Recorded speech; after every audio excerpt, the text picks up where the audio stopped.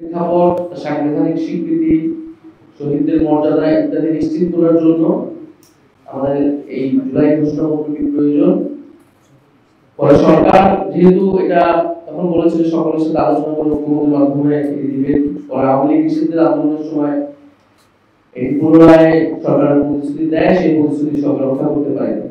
ফলে আমরা মনে করি যে অভ্যুত্থান ছাত্র জনতা করেছেন এবং এই ঘোষণাপত্র আমরা ছাত্র জনতাকে সাথে নিয়ে ৩রা আগস্ট এই ছাত্র জনতার জুলাই ঘোষণাপত্র এবং ইস্তিহার কর্মসূচি রাখছি। সারা বাংলাদেশের মানুষের আকাঙ্ক্ষা, তাদের প্রত্যাশা শুনে তাদেরকে সাথে নিয়ে আমরা ৩রা আগস্ট শহীদ মিনারে ছাত্র জনতার জুলাই ঘোষণাপত্র এবং ইস্তিহার পাঠ করব এবং ৫ই আগস্ট আমরা ছাত্র জনতার মুক্তি দিবস উদযাপন করব।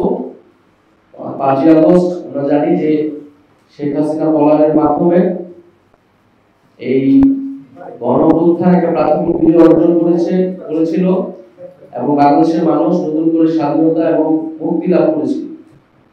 ফলে সেই মুক্তি উদযাপনে আমরা ৫ই আগস্ট ছাত্র জনতার মুক্তি দিবস উদযাপন করব।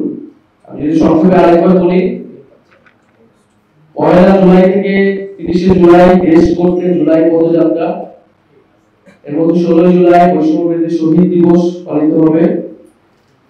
৩রা আগস্ট শহীদ মিনারে ছাত্র জনতার জুলাই ঘোষণাপত্র ও ইস্তিহার পাঠ, ৫ই আগস্ট ছাত্র জনতার মুক্তি দিবস উদযাপন।